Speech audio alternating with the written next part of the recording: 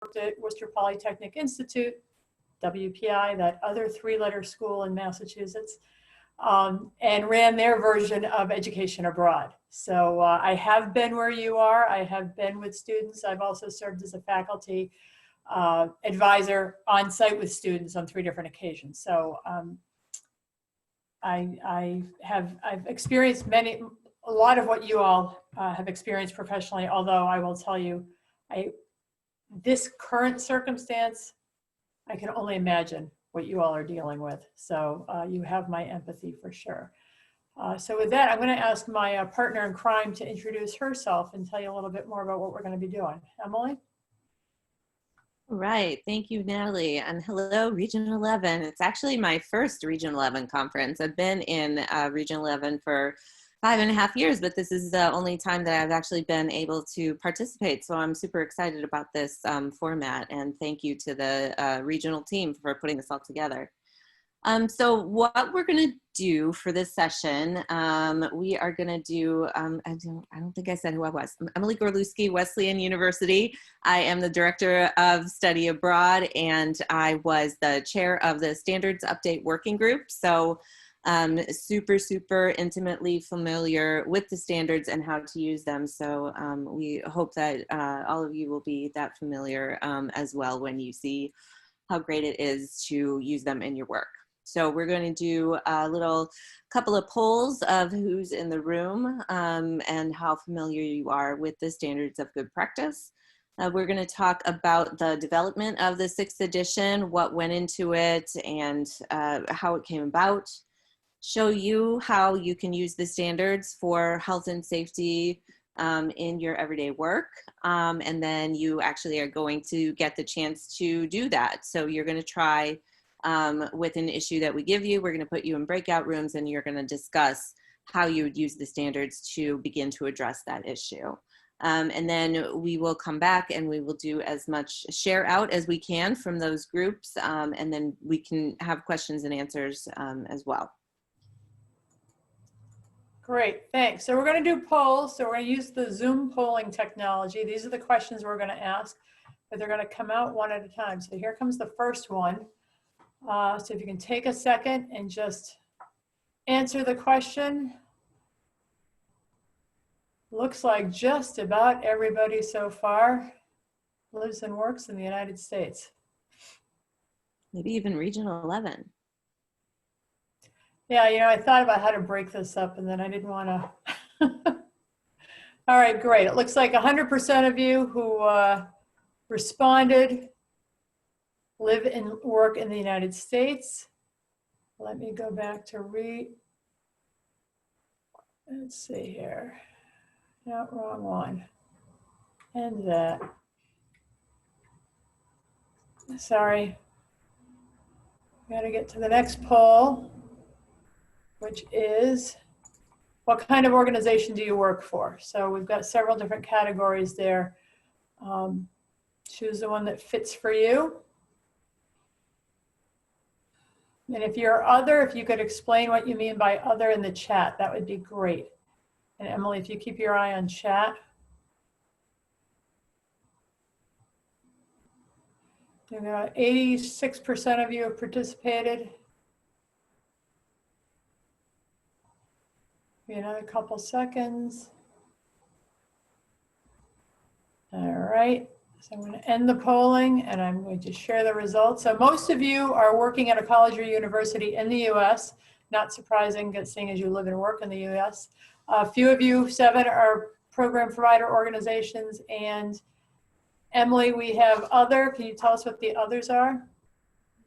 Yeah, so we have Po Wei, who is at an independent school in the US, and Andrew, who is an MA candidate at Lesley University. And then we have Steve, who's in insurance, and Kelly, who is also an MA candidate at the fabulous Lesley University. Great, thanks. All right, and here's our next question is, I work with outbound students, inbound students, both, or neither? And if it's neither, if you could explain that in the chat, that would be great. Although, well, you're right. So we have a few folks who are dealing strictly with incoming students. Most folks are outbound. Lots of you are both. I'm going to end the polling so that I can share it with you. So you can see the results. 53% are working with outbound only. 35% of you are working with both incoming and outgoing, and a couple of you are neither. And Emily, you want to share the chat? Yes, so currently neither, this is Andrew again at Wesleyan, but has previously led short-term high school summer abroad programs. All right. Well, not the last, second to last question is, how long have you been working in international education?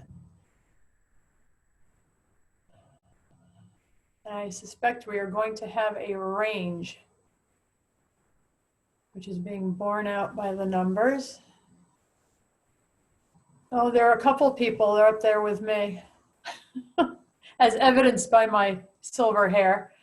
All right, let's see. Let's end polling and share results. So we've got a few folks who have been in the field for less than 5 years. The bulk of you have been in the field from 6 to 24 years for sure. And then there are a few folks out there like me who've been doing this, it seems like forever. So that's great. We just wanted to get a sense of who is with us as we move forward. And we've got one last question for you. Let me pull that up. And this is about your familiarity with the standards of good practice. I'm going to launch this polling, and you're going to choose one of these. And 0 being never heard of them until this very moment. 6 being have them memorized and refer to them every day in my work. And so there's no shame in any of these numbers. Although if you choose number 6, I may ask you to lead the session.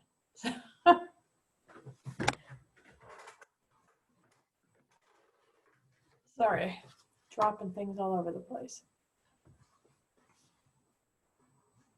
All right, we've got a few honest people out there saying they've never heard of them. And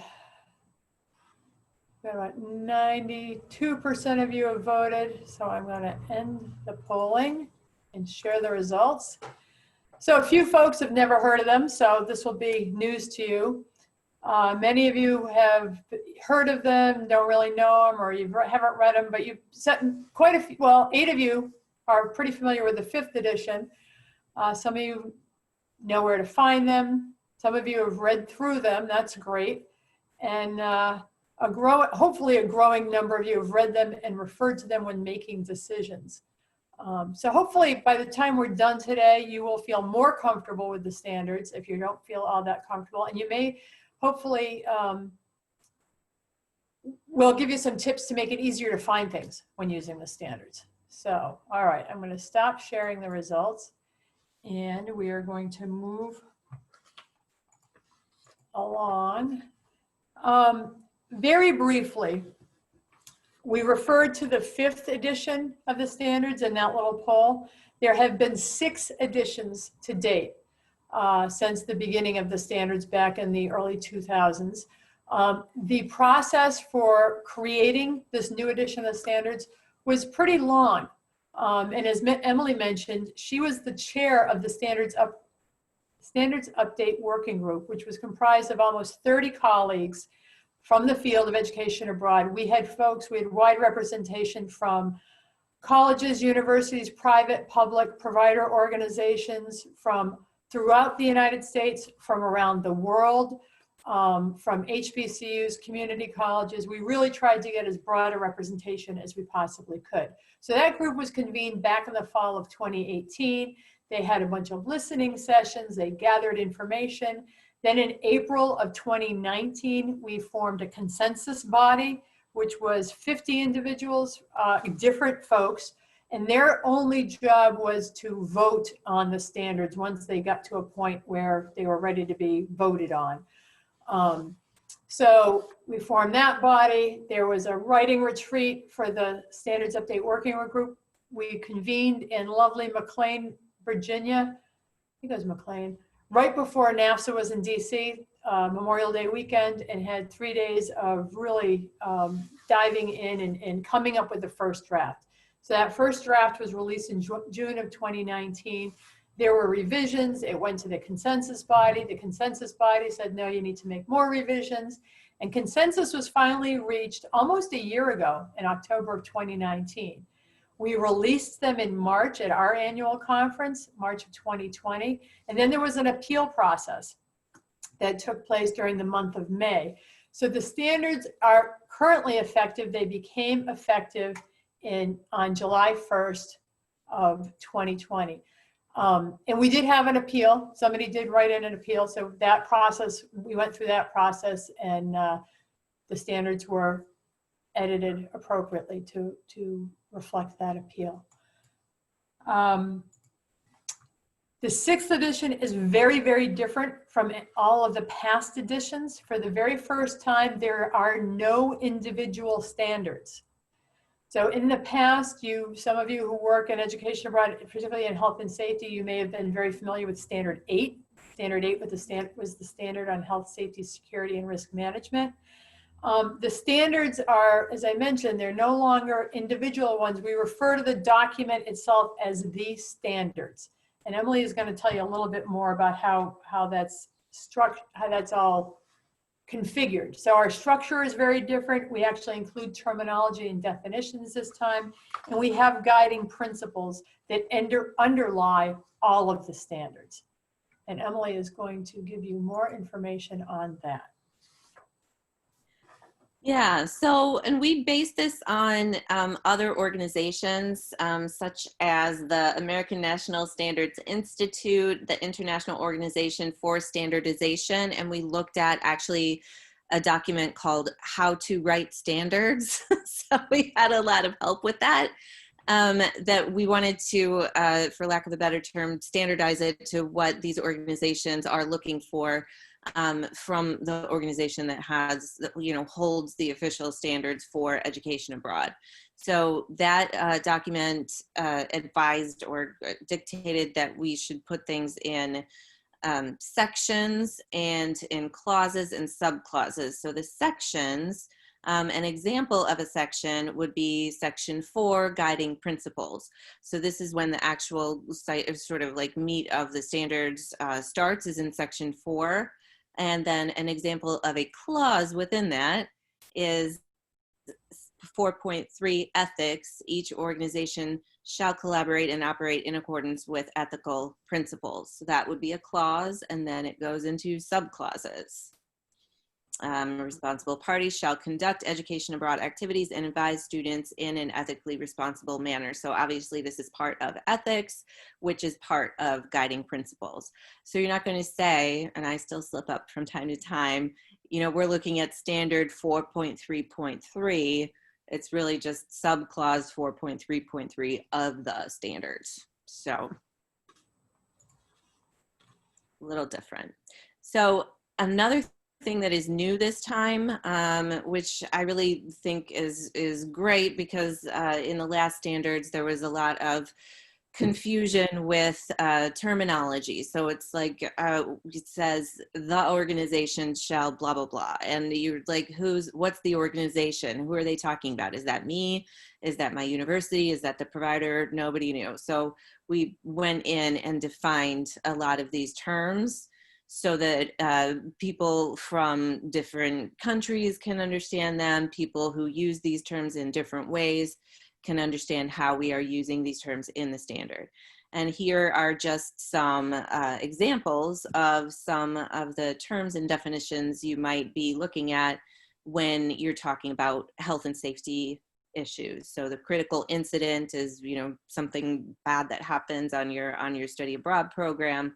Responsible party is the individual responsible. I'm not going to go through and read them right now, but these are important terms to understand when you are talking about the actual situation in your health and safety or your policies, procedures, that kind of thing. Thanks, Emily. And these are just examples of terms that you would be interested in health and safety. This is not meant to be exhaustive. The other couple of big changes is that for the first time we have scope defined as far as what do these standards encompass. And you will notice, and this is where that appeal came in, there's no reference to the United States. One of the things that these standards tried very hard to do is to be much more inclusive and be much less US centric. So by inclusive, I mean, embrace anybody who's involved in sending students abroad, whether they are based in the United States or based in the United Kingdom or based in Thailand, right? We wanted everybody to be able to use these standards, whether they're for credit or not credit, undergraduate, graduate, whatever it may be. So that's the scope of these standards. And also for the very first time, and again, this is because of the confusion of past editions, people would ask, well, are the standards aspirational or are they setting a ground floor? And there was no answer for that. And now you noticed in a couple of slides previous, hold on, let me show you that. Whoops. So you see the shalls are bolded there? They're bolded there for a reason, because when we use the term shall, that's a minimum requirement. There's no wiggle room. It's not up to you. It's not just a suggestion. It might be a good idea to do this. That's a minimum requirement. So these standards, for the very first time, set the floor and then allow for aspirations by using the form of the verb be in should and can. So if you're looking at the standards, the very first things that you should be tackling are anything that says shall. You got to attend to those first. When you're done with your shalls, then you can look at your shoulds, because those are recommendations. And then when you're done with your shoulds, you can look at the cans, because those are possibilities. Those are like, you know what, if you got all your ducks in a row and everything is great, then here are some things you can do as icing on the cake. All right, so let's take a look at the standards. So they are available in hardcover. That's what they look like. There are two documents. There's the purple one, which are the standards, and then there's another document that's a companion piece called, we refer to as the prompts for self-assessment. So I'm going to take you, let me stop sharing this for a moment, and I'm going to share this. All right, can you see? You're not seeing all the garbage that I'm seeing, right? Like the participant list and all that. All right, good. So I brought you to our website, so forumea.org. If you click on resources, you click on standards, and then you can click over here to get to any part. So I went to guiding principles, and I went down to ethics, because that was the example that Emily talked to you about. So this is what it looks like on the website. These are downloadable for free as a PDF. Some cool things, again, you see shalls here. And so for guiding principles and ethics, they're all shalls except for one should. You also see anything that's underlined, you just click on it, and that brings up the terms and definitions. So you don't have to go back and forth and look for them, okay? So when we talk about organization, this is what we mean. When we talk about ethics, this is what we mean. When we talk about participants, this is what we mean, okay? So that's true for all of the different sections that we have. So we have the 4 different guiding principles: mission and goals, collaboration, transparency, ethics, equity, diversity, and inclusion. Those should guide everything that we do. And then we have administrative framework, and that's broken into policies, procedures, and guidelines, and then financial and human resources. And then for the very first time, we have sections that are actually focused on, students. So the whole section 6 is all about student learning and development, and that's broken into 3 parts: before program, during program, and after program. Again, for the first time, the standards are paying attention to after program and re-entry. So again, you see the different shalls, you see the shoulds. So that companion piece I mentioned can be found under all of these if you click on prompts for self-assessment. So these are the same questions that you would find in this booklet that I referred to. And These are the questions that serve to help you assess where you are in meeting the standards, right? So if you want to know if you're meeting the standard on, you're meeting the standards in the section on student learning and development, specifically about before program, these are the questions you start with. So how do you prepare all students to be successful? You'll notice these are not yes or no questions. They're all questions that are asking you to describe something, to articulate something, to really dive in and explain how you're doing things. And through that manner, through that mechanism, that's how you're going to find out whether you're doing a good job or not in meeting the standards. So that's what they look like on the website. If you're logged in, you have access to the member resources, which I'm not going to go into at the moment, but there are resources there that you can look to help you with some of those things. So let me stop sharing this and go back to that. All right, so let's get to the meat of it. Let's talk about where does health, safety, and well-being fit into these standards, because there is no standard 8 any longer, right? So exactly how do you use them, and what do you do with them? So Emily, you're muted. Every day I do that. So sorry about that. So yes, these things used to be kind of broken out, and health and safety, you would just go to standard 8 and you would just do the stuff in standard 8, and you might not see the rest of the standards. And we really want people to be looking at the standards holistically. So, but sometimes you do need to pick out certain clauses, sub-clauses, to help you out with your particular issue. So if my problem or issue, I'm new as a study abroad office, do I need to have procedures in place for health and safety concerns? So probably. So I'm going to go to the standards. And if you scroll down a little bit farther on that left part of the website, there is a topical index. So you can either go through, each section of the standards and kind of look and see which ones are germane to your situation, or you can go right to that index and you can look at the terms that you're talking about. So you can search for health and safety. You can look for things, that are in the index. Not everything that's in your brain is going to be in the index necessarily. So you can also do like a website search. You could search the PDF of the standards to find these things. So there's many different ways. We're just going to talk now about the index. So when I am looking in my index, I see relevant sections and clauses for this under policies, procedures, and guidelines. And so these are the actual sub clauses that pertain to this situation. Does anybody have this open right now and want to read off 5.1.5 for an example? And if not, I'm gonna do that myself. This is how easy it is. Going to the standards.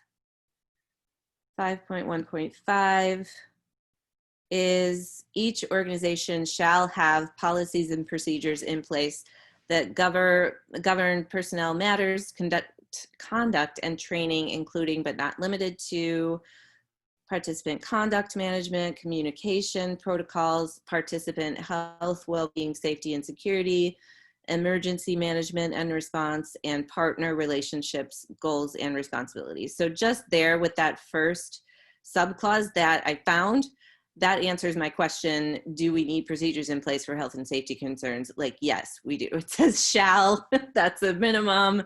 So yes, we need those procedures in place. And what should those be? I'm gonna keep looking.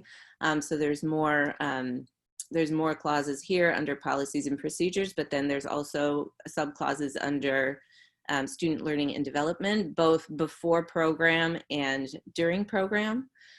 So I would look at those. And then you go underneath those subclauses to the relevant prompts for self-assessment. So, and I believe Natalie has pasted them in here.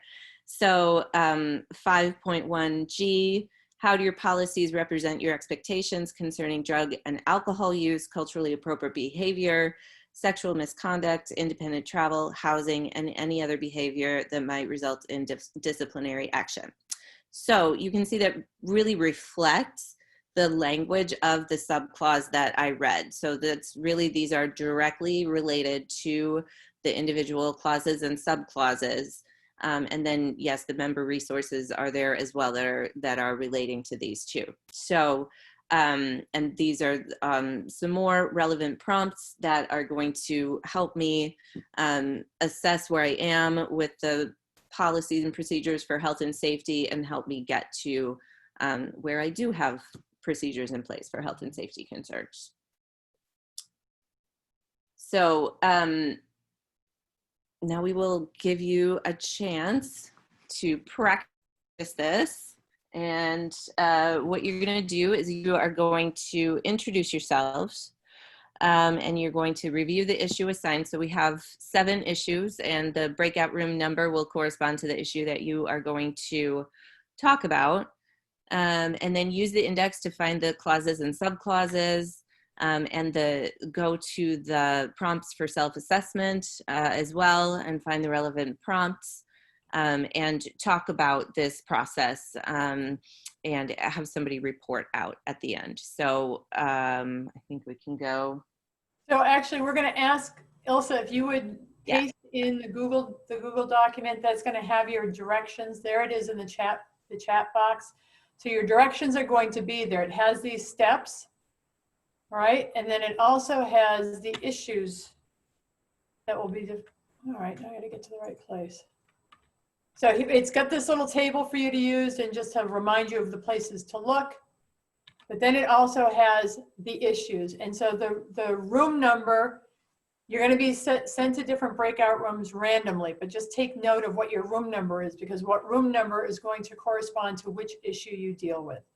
So if you download that Google Doc, you go there and you'll see those directions there. So you can go ahead and launch the breakout rooms, Ilse. And if you have a question, you're not quite sure what you're doing in your breakout room, you can indicate that, and Ilse will send either Emily or I to come either help you out or confuse you more. How much time are we giving them, Natalie? Let's give them 15 minutes. That sounds good. And we'll give you a 5-minute warning, and then you'll have a 1-minute warning.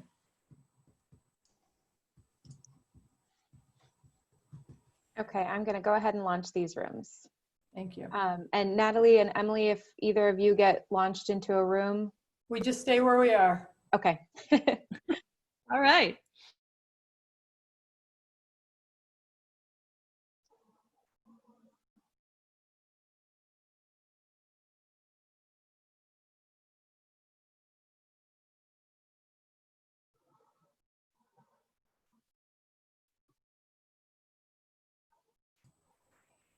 So I've never seen it sent me automatically, so I just had to leave the room. Yeah, this is still recording this room, just FYI. Okay, I will keep it clean. Let's see where Emily ended up. Yeah, so I might mute myself and turn off my video just for the recording's sake. Okay, I'll do the same. And so at 42, at 3:42, can you give them a 5-minute warning? I will. 3:42, a 5-minute warning. Yep. Okay.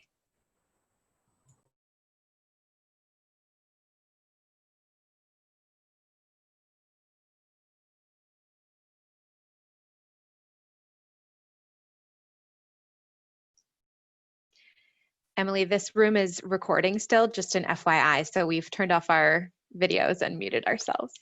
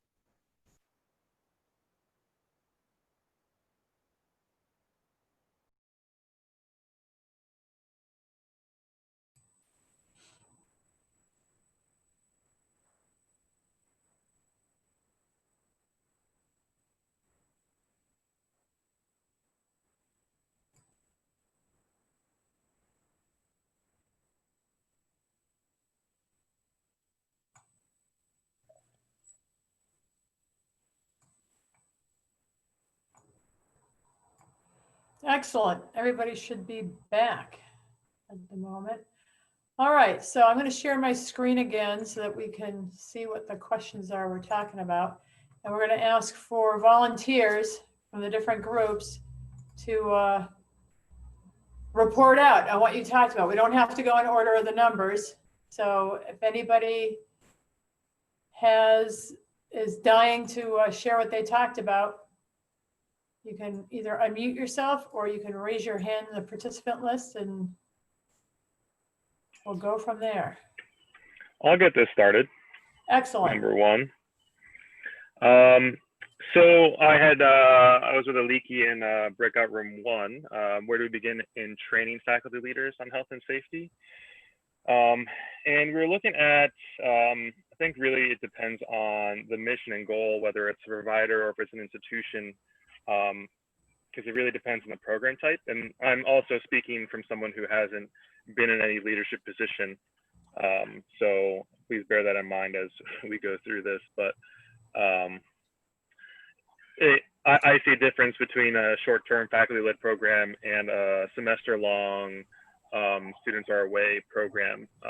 In my opinion, the faculty isn't going to travel for the semester abroad, so it's really dependent on what the program type is, and I think that's going to be a part of like the mission and goals and the guiding principles. As we get into the administrator framework, 5.17 talks about risk management. Can you read that for us? Yeah, absolutely.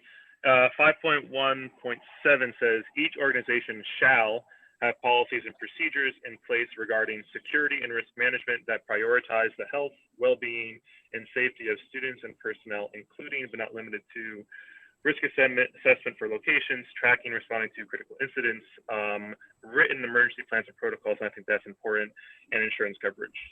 One of the prompts that I really found that was useful is what risks do your students face to their health, safety, and security and well-being, and how do you consider these risks in program development, implementation, and management? I thought those are really pretty crucial because depending on which kind of program you want to run, whether it be short-term, long-term, who's leading, will the faculty need to have a wilderness first responder certification, or are they just going to be in the background and there's someone already on site with that certification? Are the risks of going through a city going to be different than the risks going to a biology lab in the jungle? So it's really dependent on that. And then depending on what programs you run, you can then create your risk management and training at that point to the faculty. Great, thank you. And I hate to cut you off, but we've got 10 minutes left, so I want to make sure. So Chelsea, go ahead. Hi everybody. I was in the room 2. Our topic was how do I begin to address participant well-being? And section 6 of the standards were relevant to that. In fact, 6.1, 6.2, and 6.3. We kind of focused on 6.1 before program. There are a lot of relevancies there. The one that something that kind of spoke to us is advising students with intersectional identities. And trying to be proactive as opposed to reactive. And I was in the room with Daphne and Ari, and there's something that Daphne said that she put so beautifully that, Daphne, I'm wondering if you'd be willing to share. Sure. I don't think I can repeat verbatim what I said, but something along the lines that when we're advising students to study abroad, we want to take that intersectional approach to advising and not assuming anything, and instead of being, passive allies, be active allies and don't make assumptions and just give the students all the facts and resources that you possibly can without overwhelming. So be a magician, essentially, is what we're asking, and be able to inform with that in mind. So, we talked about diversity, equity, and inclusion. So you want to make sure that you're providing them with information with an intersectional identity lens. Great, thank you. Thanks, Chelsea. Sure, thanks, Daphne. Anybody do 3? Anybody want to talk about speak up from group 3? Yeah, it's Elena. We looked at 3, and first of all, we went to the index, and for guiding principles, we went into 4.4.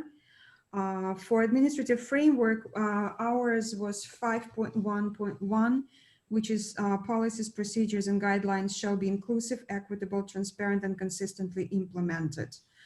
But the majority of us, because our situation is in the program, we went to student learning and development, which is 6.2.6 and 6.2.8. For prompts, we found a lot of prompts for example, for 5.1, we had several prompts, K, L, M, and N. And for 6.2, we found prompts in E, F, I, K, and E. So all these prompts help us to kind of have the protocols to, first of all, see what's going on, how to report. And so we have a lot of kind of things to do. What is the next step for this instruction is to start with the guiding principles. If we don't have the policies and procedures, then we need to start actually catching up and writing a lot of materials for students. So it's a lot of things, but we kind of looked through everything. Great, thank you, Elena. That was very comprehensive. Thank you. What about folks from the other groups, 4, 5, 6, or 7? Any volunteers? I took a few notes for group 4. We had finding a new location, and that's a big task. So because I know we don't have much time, we really sort of focused on all of section 4, guiding principles of laying out mission and goals, collaboration and transparency, ethics, and of course, equity, diversity, and inclusion, just in terms of finding the appropriate location. And then looking at section 5, administrative framework, policies, procedures, how we would do that and collaborate with providers. And then even just a couple of small sections in 6, working with student learning and development before the program, just so that we were selecting a location where we could meet some of those criteria of student development. Great, thank you very much, Jane. Anybody from 5, 6, or 7?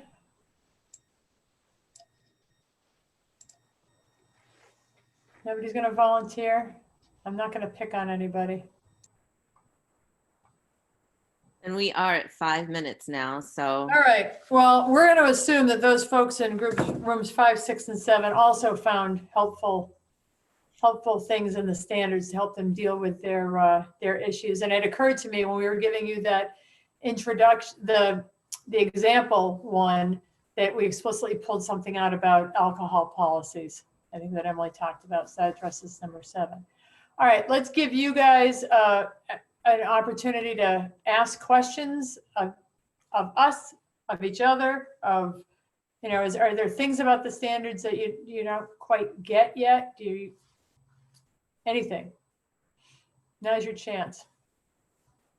And if you're feeling shy, you can feel free to do it through the chat.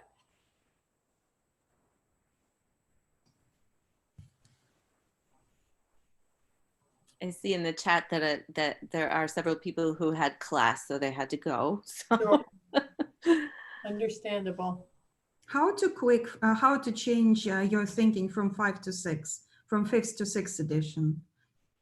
You know what, I think it's a big adjustment, the structure. When you look at the other one, the former ones to this one, it is a big adjustment. But when you start working with these standards, I think you'll find that they're so much more inclusive.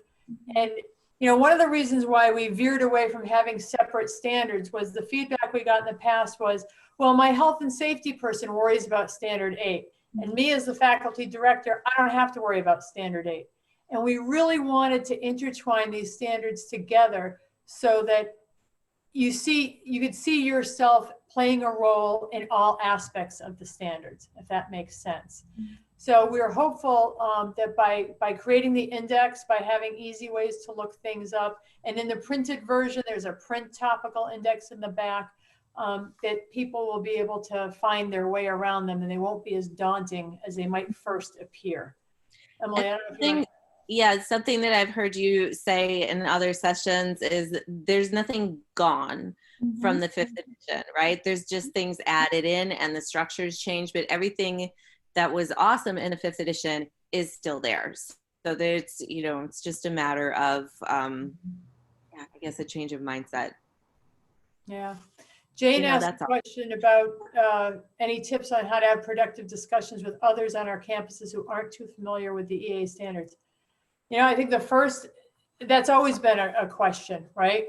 And I think most professionals on our campuses probably have professional associations, probably have some sort of standards or guidelines or something that guides their work as a in their profession.